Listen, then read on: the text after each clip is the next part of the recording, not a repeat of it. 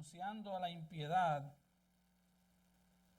y a los deseos mundanos, vivamos en este siglo sobria, justa y piadosamente, aguardando la esperanza bienaventurada y la manifestación gloriosa de nuestro gran Dios y Salvador Jesucristo, quien se dio a sí mismo por nosotros para redimirnos de toda iniquidad y purificar para sí un pueblo propio, celoso de buenas obras.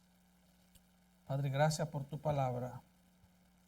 Señor, toma tu palabra predicada en esta mañana y aplícala con poder a cada corazón. Señor,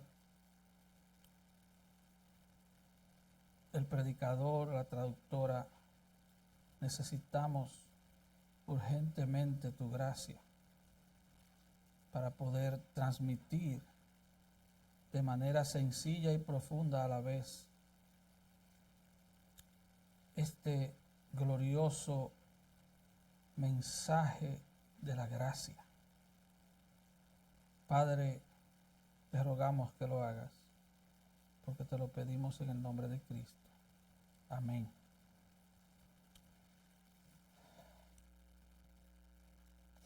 La religión de moda en esta cultura actual es la del culto a nosotros mismos. Podríamos decir que nuestra sociedad está encerrada en la misma cárcel de frustración estéril en la que estaba encerrado aquel personaje de la mitología griega llamado Narciso. Les expliqué que este hombre era tan hermoso, pero a la vez tan orgulloso de su figura, que él se miraba siempre en el estanque, en los lagos, para ver su rostro reflejado. Hasta que un día quiso tocar su hermoso rostro y cayó en el lago y se ahogó. De ahí viene la palabra narcisismo. Es una enfermedad de esta generación. Las redes sociales han ayudado mucho a eso. Y podemos notar que cuando la gente de esta generación, en sentido general, consigue lo que quiere, descubre que nunca está satisfecho. Es una señal de esta época. Tengo el mejor iPhone, pero el teléfono inteligente, pero ya al mes yo quiero que venga el otro. Hago un lío imposible para comprarme un carro, pero ya al poco tiempo quiero otro.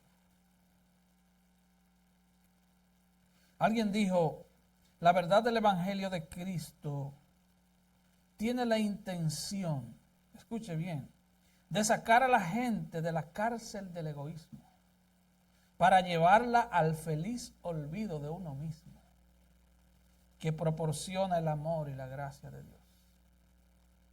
El Evangelio pretende, y lo hace, nos saca de la cárcel de nuestro egoísmo y nos lleva a la libertad, al feliz olvido de nosotros mismos. Y todo eso es proporcionado por el amor y la gracia de Dios. Ahora, hay varias preguntas que quiero plantearles. ¿Por qué debemos los cristianos vivir unas vidas de amor y de entrega? ¿Por qué los hombres cristianos debemos tener dominio propio y paciencia? ¿Por qué las esposas cristianas deben ser bondadosas y estar sujetas a sus maridos? ¿Por qué los jóvenes cristianos deben ser prudentes? ¿Y por qué los empleados cristianos deben mostrarse fieles a sus empleadores? Esta es la razón. Porque la gracia de Dios se ha manifestado para salvación a todos los hombres. Y esa gracia nos enseña a renunciar a la impiedad, a los deseos mundanos, y nos enseña a vivir en este tiempo de manera sobria, justa y piadosa. Nos enseña también a esperar la gloriosa venida de nuestro gran Dios y Salvador Jesucristo, quien se dio a sí mismo por nosotros, para redimirnos del pecado, para purificar un pueblo propio, de su propiedad, celoso de buenas obras. Ahora, la palabra porque en el versículo 11 nos indica que Pablo está dando la razón por la cual debemos vivir como ya Él nos ha llamado a vivir. ¿Cómo Él nos ha llamado a vivir? Bueno, versículos 1 al 10. Habla lo que está de acuerdo con la sana doctrina, que los hombres maduros sean sobrios, sean serios, sean prudentes, sean sanos en la fe, tengan amor y paciencia, que las mujeres maduras sean reverentes, no calumniadoras, no chismosas, no esclavas del vino, que sean maestras del bien. ¿Y cuál es el bien?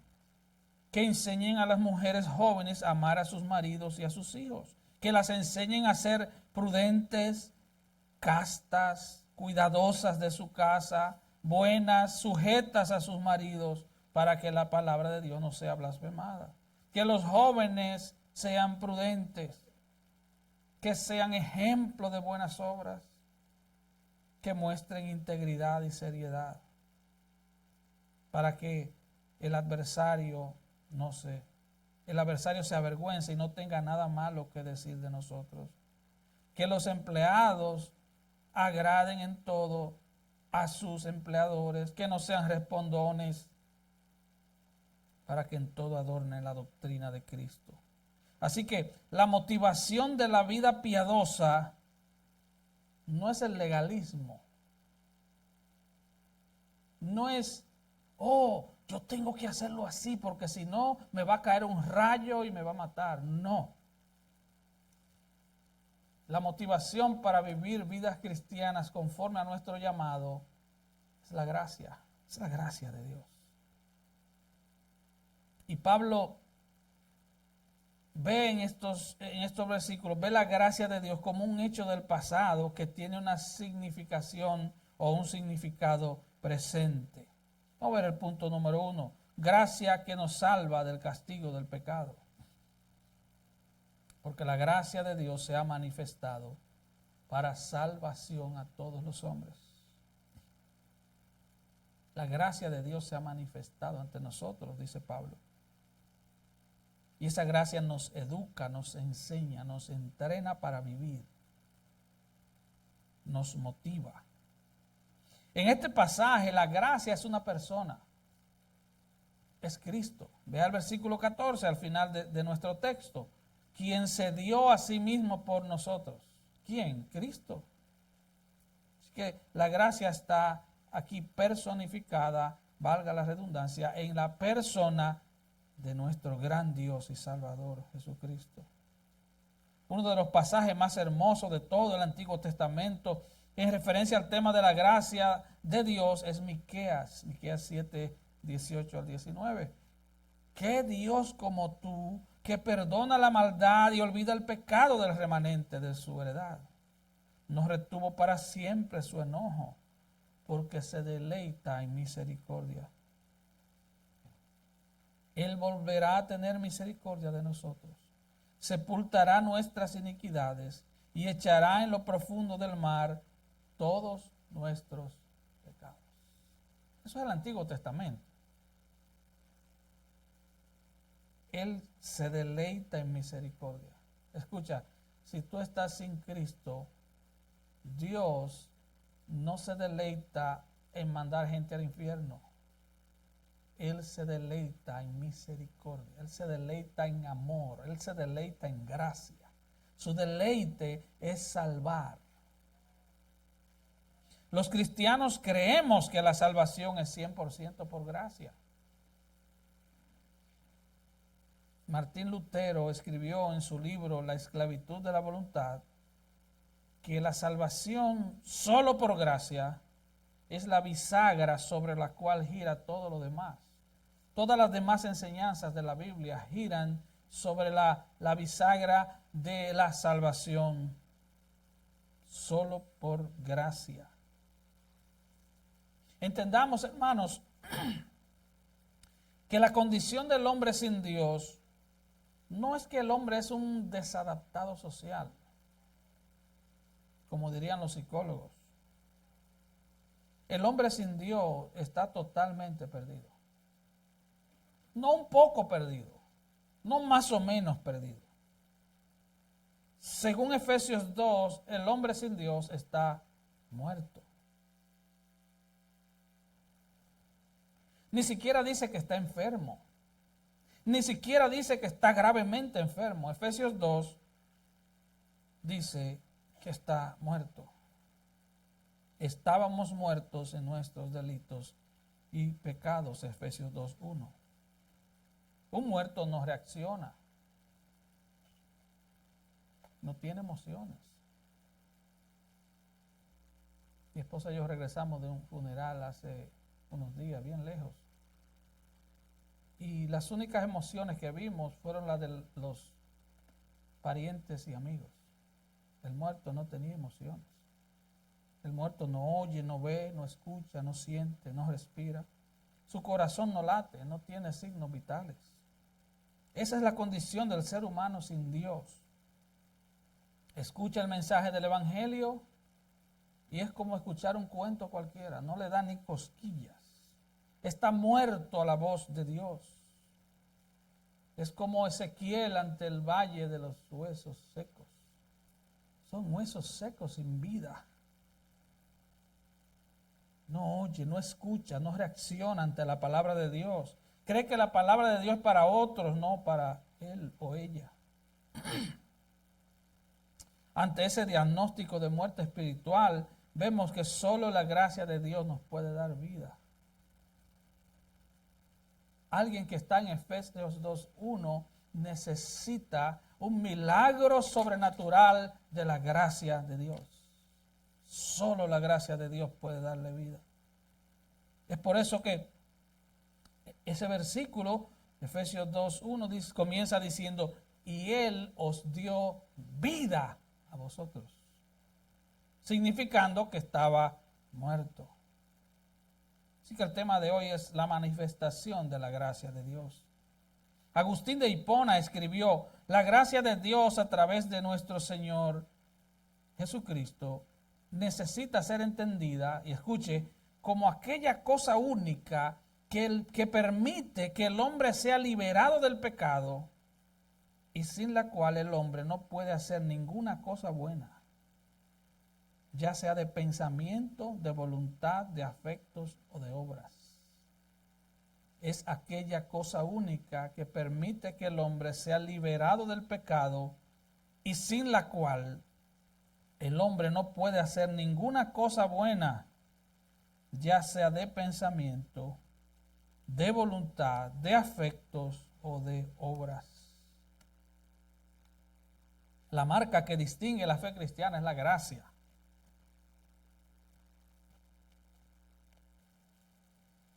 Esa es la marca que diferencia el cristianismo de todas las demás religiones.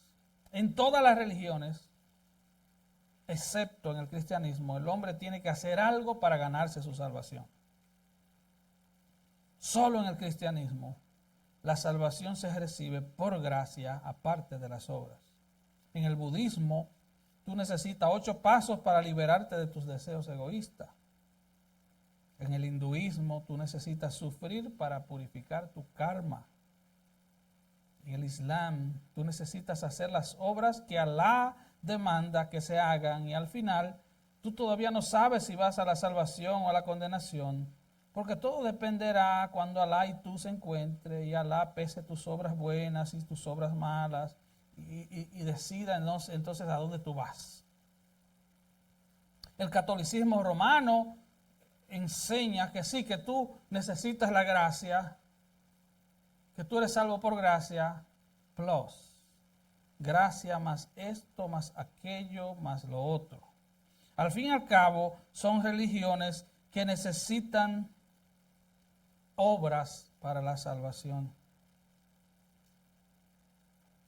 Así que en todas esas religiones, la palabra clave es hacer. Tienes que hacer algo para ganarte la salvación. El cristianismo enseña que tú no puedes hacer nada. No importa que tú quieras, es que no puedes hacer nada. Es que un muerto no puede hacer nada. No hay nada que puedas hacer. Solo rendirte ante la gracia salvadora de Cristo. En las religiones, aparte del cristianismo, la palabra clave es hacer. En el cristianismo, la palabra clave es hecho. Fue hecho. Hace 2000 años Jesús dijo: consumado es. Fue hecho. Fue terminado. Ya he pagado. Es como que tú quieras pagar por algo que ya alguien pagó por ti. Porque la gracia de Dios se ha manifestado para salvación a todos los hombres. Esa gracia manifestada es la misma persona de Cristo. Pablo le dice a Timoteo: e indiscutiblemente grande es el misterio de la piedad. Dios fue manifestado en carne, justificado en el Espíritu, visto de los ángeles, predicado a los gentiles, creído en el mundo, recibido arriba en gloria. 1 Timoteo 3:16. Y el apóstol Juan escribe: y sabéis que Él apareció para quitar nuestros pecados, y no hay pecado en Él. Él apareció, Él se manifestó para quitar nuestro pecado. 1 Juan 3:5. El que practica el pecado es del diablo, porque el diablo peca desde el principio. Para esto apareció el Hijo de Dios, para deshacer las obras del diablo. 1 Juan 3:8. Juan el Bautista es una declaración de propósito en cuanto a la manifestación de Cristo. El siguiente día vio Juan a Jesús que venía a él y dijo: he aquí el Cordero de Dios que quita el pecado del mundo. Para eso apareció Cristo. Juan 1:29, perdón. Pablo lo afirmó también. Palabra fiel y digna de ser recibida por todos, que Cristo Jesús vino al mundo para salvar a los pecadores, de los cuales yo soy el primero, o sea, el más gran pecador. 1 Timoteo 1:15. Así que la gracia de Dios se ha manifestado para salvación. No es para que tengas el mejor carro ni la mejor casa. No es para resolverte todos tus problemas. Es para resolverte el problema del pecado, el problema de la justicia de Dios, que vas a enfrentar un día cuando te encuentres con Dios. Él vino a resolver el gran problema, el problema del pecado, el problema de que hemos ofendido a Dios. Cristo se manifestó para salvación a todos los hombres. Pero eso de ninguna manera, hermanos, significa que todos los hombres serán salvos. Él se manifestó para salvación a todos los hombres. Eso nos habla de la oferta del Evangelio. La oferta del Evangelio es para todos. Porque de tal manera amó Dios al mundo que ha dado a su Hijo unigénito para que todo aquel que cree no se pierda, mas tenga vida eterna. Los que creen tienen vida eterna. Juan 3:16, el 17 dice: y esta es la condenación, que la luz vino a este mundo y los hombres amaron más las tinieblas que la luz, Eso nos lleva al punto 2, salvos por gracia del poder del pecado. Enseñándonos que, renunciando a la impiedad y a los deseos mundanos, vivamos en este siglo sobria, justa y piadosamente. La gracia de Dios nos enseña a vivir para Dios. ¿Y cómo lo hace? Transformándonos conforme a la imagen de Cristo. Porque a los que antes conoció, también los predestinó para que fuesen hechos conforme a la imagen de su Hijo. Romanos 8:29. Pablo le dice a la iglesia de Corinto, ¿no sabéis que los injustos no heredarán el reino de Dios? No erréis, ni los fornicarios, ni los idólatras, ni los adúlteros, ni los afeminados, ni los que se echan con varones, ni los ladrones, ni los avaros, ni los borrachos, ni los maldicientes, ni los estafadores heredarán el reino de Dios. Y estos eran algunos de ustedes, mas ya habéis sido lavados, ya habéis sido santificados, ya habéis sido justificados en el nombre del Señor Jesús y por el Espíritu de nuestro Dios. 1 Corintios 6, 9 al 11. Ya no somos esclavos del pecado. El cristiano no es esclavo del pecado. Todavía tenemos pecado, todavía batallamos con el pecado. Gloria a Dios que el capítulo 7 de Romanos no termina en el 24. Hay un 25. Porque el 24, Pablo dice, miserable de mí, ¿quién me librará de este cuerpo de muerte? Pero el 25 él dice, gracias doy a Dios por Jesucristo. Qué bueno que no terminó en el 24. Así que ya el pecado no reina en los creyentes. El pecado no es el rey del creyente. El rey del creyente es Cristo. Si una persona no puede dejar de pecar, y pecar, es porque no ha nacido de nuevo. Es porque necesita el milagro de la gracia salvadora de Cristo. Estamos peleando con nuestro pecado, pero odiamos nuestro pecado. Una señal clara que tú has nacido de nuevo es que tú odias tu pecado. No, odiar el pecado del hermano o del primo o del hermano o del esposo o de la esposa, eso es fácil. Créame. El más perverso pecador odia el pecado del otro. El más perverso pecador, usted le pregunta, ¿qué usted cree de aquel que le hizo daño a un niño? No, debería pagar con todo el peso de la ley. Claro. ¿Sabe por qué odia el pecado de otros? Por la gracia común de Dios. Por la ley de Dios que está en tu corazón. Dios ha puesto su ley en el corazón de cada ser humano. Por eso ninguno tiene excusa. Pero nuestro problema es nuestro pecado. Mi problema es el mío. Que no me deja amar a Dios como yo debería amarle, como Él es digno de que yo lo ame. Que no me deja servirle a Dios como Él es digno de que le sirva, porque mis acciones están manchadas con el pecado. Porque cuando hago cosas buenas, todavía quiero robarle la gloria a Dios. Ese es mi problema. Estamos peleando con el pecado. Los creyentes peleamos con nuestro pecado, pero desde una posición de victoria.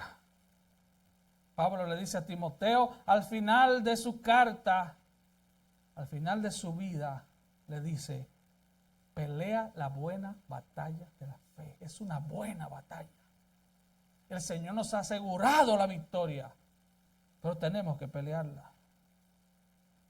Así como el pecado reinó para muerte, dice Pablo, así también la gracia reine por la justicia para vida eterna mediante Jesucristo nuestro Señor. No reine pues el pecado en vuestro cuerpo mortal, de modo que lo obedezcáis en sus concupiscencias.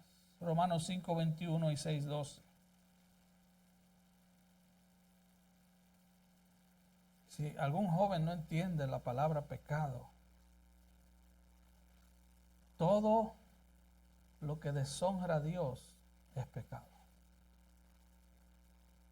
Todo lo que hace que tú distraigas tu mirada de Dios es pecado. Todo lo que hace que tú violes la palabra de Dios es pecado. Toda desobediencia, dice la Biblia, es pecado. Todo lo que no obra por fe es pecado. Todo lo que te aleja de Dios, te aleja de su palabra. Todo lo que te aleja de obedecer fielmente su palabra es pecado. Eso nos lleva al tercer punto. Salvos por gracia de la presencia del pecado, aguardando la esperanza bienaventurada y la manifestación gloriosa de nuestro gran Dios y Salvador Jesucristo. Tito 2:13. Una de las verdades más grandiosas que aparecen en esta promesa es que un día, cuando nuestra salvación sea perfeccionada, vamos a ser glorificados, vamos a ser hechos semejantes a nuestro Señor en pureza y en santidad. Ya el pecado no estará presente en nosotros. Ya no tendremos luchas con el pecado. Amados, ahora somos hijos de Dios y aún no se ha manifestado lo que hemos de ser. Pero sabemos que cuando Él se manifieste, hablando de su segunda venida, seremos semejantes a Él, porque le veremos tal como Él es. Primera de Juan 3:2. Cuando por fin nos encontremos con el Señor, Él mismo quitará, removerá de manera total y permanente el pecado de nuestras vidas. Seremos totalmente limpios de todo deseo o pasión desordenada. Aquí estamos peleando, pero llegará un día en que no pelearemos más. Seremos glorificados. Así como no quedó olor a humo en aquellos 3 jóvenes hebreos que fueron lanzados al horno de fuego en los tiempos de Nabucodonosor, Daniel 3. Así como no quedó olor a humo en ellos, así tampoco tendremos nosotros ni siquiera olor a pecado en aquel día. No quedará ni rastro de nuestro pecado. Y esa es nuestra esperanza bienaventurada cuando se manifieste gloriosamente nuestro gran Dios y Salvador Jesucristo. Esta esperanza no es una ilusión. No fue que alguien se lo soñó. Yo me soñé que Cristo viene. Suéñese lo que usted quiera, hermano. Suéñese lo que usted quiera. Él le dijo a los profetas en el Antiguo Testamento: el que tenga sueño, que cuente sueño, pero el que tenga mi palabra, que predique mi palabra. Así que esto no es un sueño. Que yo me soñé con los jinetes del Apocalipsis. Bueno, después de una enchilada bien picante, cualquiera se sueña eso, ¿verdad? Que unos toros de Bazán te persiguen. Pero hermano, esto es la palabra de Dios. Nosotros esperamos a Cristo. Esto no surge de alguna visión de alguien, de algún ser súper espiritual como los que aparecen hoy, que abren portales y que hacen 10,000 barbaridades. Esta es la esperanza fundamental en la que descansa la Biblia. Es la esperanza bienaventurada. Por eso es llamada la esperanza bienaventurada del cristiano, porque es la mayor de las promesas. No se trata de que vas a ser sano. La mayor promesa es que Cristo viene por su iglesia. Esa es la mayor de las promesas. Es una promesa con garantía divina. Es una esperanza bienaventurada porque está por encima de todas las esperanzas. Recuerde, la palabra esperanza en la Biblia no significa deseo. No, yo tengo esperanza de que algún día... No. No es un deseo. No es que usted tiene deseo de que Cristo venga. Eso no es lo que significa. La palabra esperanza en la Biblia tiene fundamentos. La palabra esperanza en la Biblia está documentada. Es una promesa que tú esperas. Es algo que tú esperas de manera cierta. No es que, yo tengo esperanza que me suban el salario. Bueno, tú tienes deseo de que eso pase. Yo también, pero las esperanzas en la Biblia son ciertísimas. La palabra manifestación aquí significa descorrer el velo, revelar o mostrar algo a la vista humana. Pablo entonces está hablando de la segunda venida de Cristo. He aquí os digo un misterio, dijo Pablo, no todos dormiremos, pero todos seremos transformados. En un momento, en un abrir y cerrar de ojos, a la final trompeta, porque se tocará trompeta y los muertos serán resucitados incorruptibles y nosotros seremos transformados, o sea, los que estemos vivos a la venida de Cristo.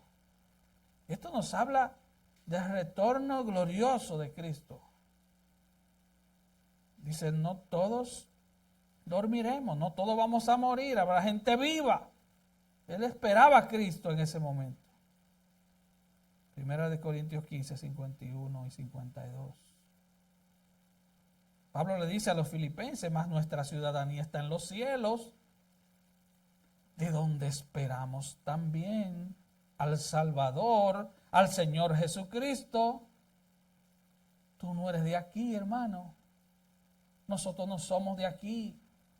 Nosotros, los cristianos, no debemos amoldarnos a la cultura del mundo. Él le dijo a Jeremías que se conviertan ellos a ti. Escuchen los más jóvenes y los menos jóvenes también.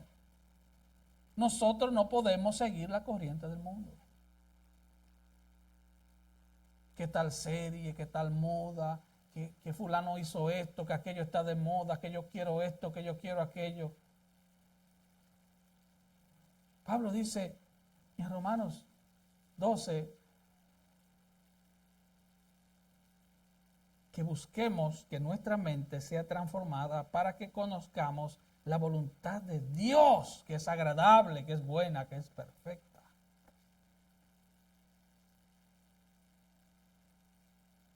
Un cristiano que quiere vivir como vive el mundo, todas las modas del mundo, todo lo que el mundo enseña, es un cristiano que necesita madurar, necesita abrir su Biblia.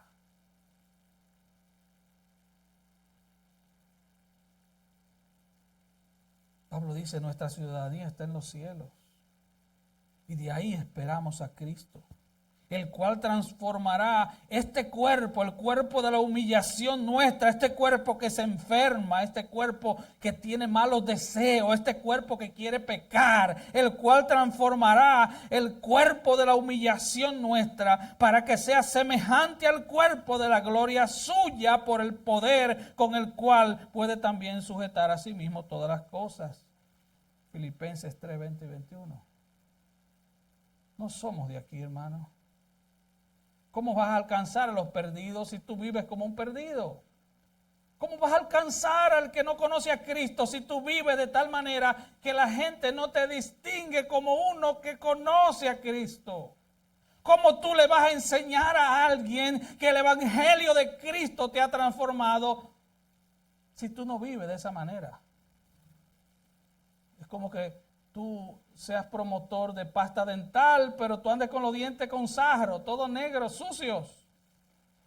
Te van a decir, pero aplícatela tú primero. Esperamos a Cristo. Y el que tiene esa esperanza se santifica, espera en el Señor y busca de rodillas, Señor, transfórmame. Yo no quiero ser avergonzado el día de tu venida.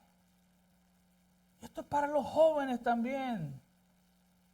Esto no es para los viejitos que dicen, es que ya tengo 90 años y estoy cerca de encontrarme con el Señor. No, esto es para los que tienen 10 años, 15 y 20. John Hooper era un obispo piadoso de la iglesia de Inglaterra que fue martirizado por su fe en el 1555. Lo trajeron de vuelta a su parroquia de Gloucester para ser quemado en la hoguera por su fe. Cuando él se aproximaba a la ciudad, un amigo que se preocupaba mucho por él intentó aconsejarle para que salvara su vida y que renunciara a su fe. Le dijo: recuerda que la vida es dulce y la muerte es amarga. Para esto, el obispo Hooper respondió: la vida eterna es más dulce y la muerte eterna es más amarga. La vida eterna es más dulce. La muerte eterna es más amarga. Y simplemente fue a la hoguera y selló con su muerte su devoción por Cristo. El cristiano es alguien que tiene esperanza. Nuestra esperanza no está en el Congreso de Estados Unidos, ni en el presidente, mucho menos. Nuestra esperanza está en Cristo. Él viene por su iglesia. Ya esto no se predica porque vivimos en la época del microondas. Yo quiero todo y lo quiero ya. Pero Cristo viene. Tan cierto como que el sol sale, Cristo viene. Tan cierto como que hoy es un nuevo día, Cristo viene. Hermano, esa es la esperanza del cristiano. No somos de aquí, seremos tomados de aquí. Hermano, desprecia los llamados placeres del pecado y sigue a Cristo para que obtengas un placer, valga la redundancia, mucho más placentero en aquel día. Porque nuestro placer va a ser eterno, nuestro gozo va a ser eterno. El cristiano es alguien que mira más allá de esta vida. Tiene sus ojos en la esperanza bienaventurada y en la manifestación gloriosa de nuestro gran Dios y Salvador Jesucristo. La frase esperanza bienaventurada expresa la certeza de una perspectiva de bendición eterna y futura. Es simplemente la aparición de la gloria de nuestro gran Dios y Salvador Jesucristo. El cristiano vive entre dos tiempos, entre dos manifestaciones. El cristiano vive entre la primera manifestación de Cristo cuando vino a la tierra y la segunda venida de Cristo que esperamos. Vivimos en ese ya, pero todavía no. ¿Estamos salvos? Sí. Pero todavía no se ha completado la transacción porque estamos a la espera de que nuestro Señor, al cual pertenecemos, nos tome con Él. Porque Dios, dice Pablo, que mandó que de las tinieblas resplandeciese la luz, es el que resplandeció en nuestros corazones para iluminación del conocimiento de la gloria de Dios en la faz de Jesucristo. 2 Corintios 4:6. Dios mandó que fuese la luz. Él dijo, sea la luz, y fue la luz. Y Pablo está diciendo, solo la gracia de Dios puede hacer que en un corazón secuestrado por las tinieblas de este mundo brille la luz de Cristo. Y Él dice, sea la luz. Y la luz es en ti. Es un milagro mayor que el milagro de la creación. Es el milagro de la salvación. Es el milagro de la gracia de Dios. Hermanos, si tú entiendes esto, esto te va a ayudar a vivir con tus ojos puestos en Cristo. Esto te va a ayudar a no vivir en la orilla. ¿Sabe lo que es vivir en la orilla? Yo lo he dicho muchas veces. Yo puedo hacer esto si soy cristiano. Yo puedo hacer aquello si soy cristiano. No, esa no es la actitud de un cristiano maduro. No. Tú quieres hacer eso porque tú ves que el mundo lo hace y a ti te agrada lo que hace el mundo y tú quieres vivir en la orilla, en la orilla, en la orilla. Ok, si yo me pongo en la orilla no me ahogo. No, pero el sentido común nos dice que te vayas al centro, que te vayas al centro de la Biblia, que te vayas al centro de la vida cristiana. Entender la gracia de Dios nos va a ayudar a madurar como cristianos. Poner nuestra mirada en Cristo. A salvarnos de nuestro narcisismo.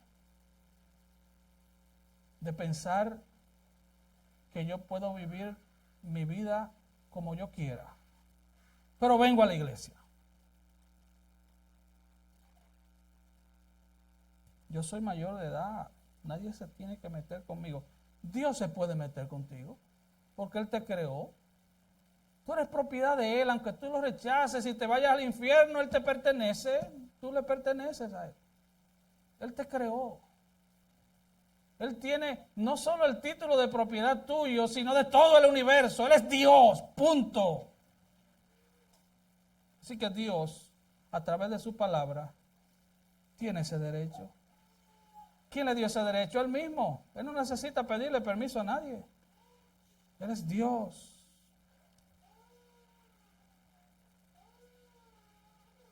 Pero si tú estás sin Cristo,